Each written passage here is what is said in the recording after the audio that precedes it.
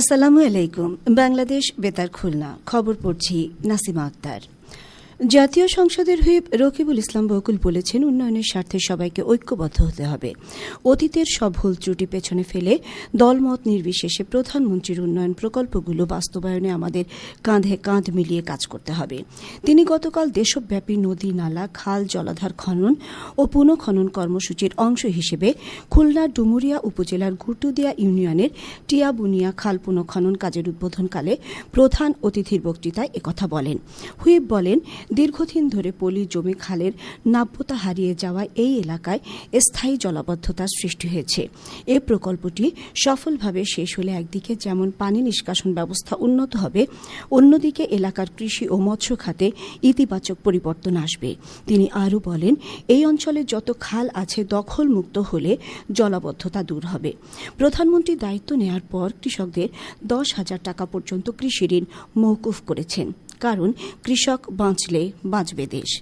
খুলনা বিভাগীয় কমিশনার মোহাম্মদ মুক্তার আহমেদের সভাপতিত্বে রেঞ্জ ডিআইজি মোহাম্মদ রেজাউল হক, জেলা প্রশাসক আ.স.ম. জামশেদ খন্দকার, পুলিশ সুপার মোহাম্মদ মাহবুবুর রহমান, জেলা পরিষদের প্রশাসক এস.এম. মনিরুল হাসান বাপ্পি, পানি উন্নয়ন বোর্ডের দক্ষিণ পশ্চিমাঞ্চলের অতিরিক্ত প্রধান প্রকৌশলী ড মোহাম্মদ আবুল বাশার, পানি উন্নয়ন বোর্ডের নির্বাহী প্রকৌশলী উজ্জ্বল কুমার সেন ও ডুমুরিয়া উপজেলা নির্বাহী কর্মকর্তা সবিতা সরকার অনুষ্ঠানে বিশেষ অতিথি ছিলেন।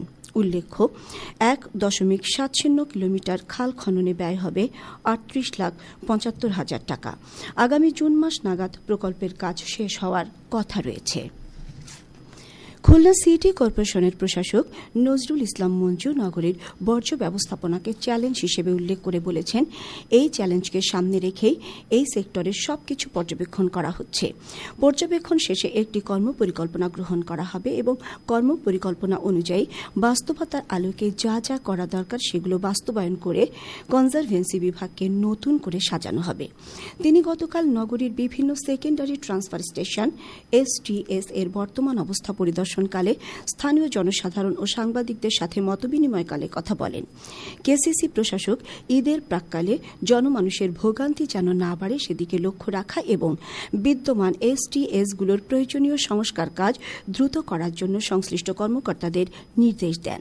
তিনি নগরীর 3 নম্বর ওয়ার্ডস্থ দৌলতপুর রেল স্টেশনের বিপরীত পাশের STS, 6 নম্বর ওয়ার্ডস্থ কবির বটতলার STS, 9 নম্বর ওয়ার্ডস্থ বাস্তুহারা পুরাতন অ্যাসফল্ট প্ল্যান্টের পাশের STS, 10 নম্বর ওয়ার্ডস্থ গোয়ালখালী কবরস্থানের পাশের STS, 11 নম্বর ওয়ার্ডস্থ খালিশপুর নিউ মার্কেটের পাশের STS এবং 13 নম্বর ওয়ার্ডস্থ নিউজ প্রিন্ট মিলের পাশের STS সরজমিনে পরিদর্শন করেন। কেসিসির প্রধান নির্বাহী কর্মকর্তা, প্রধান প্রকৌশলী, কনজারভেন্সি অফিসার, অ্যাসিস্ট অফিসার সহ সংশ্লিষ্ট ওয়ার্ডের ক্ষমতাপ্রাপ্ত কর্মকর্তা ও স্থানীয় গণ্যমান্য ব্যক্তিবর্গের সময় উপস্থিত ছিলেন। পবিত্র ঈদ উল ফিতরকে কেন্দ্র করে সাতক্ষীরার শপিং মলগুলোতে জমে উঠেছে ঈদের কেনাকাটা। এবারের উপর শুনুন আমাদের জেলা সংবাদদাতার পাঠানো একটি প্রতিবেদন।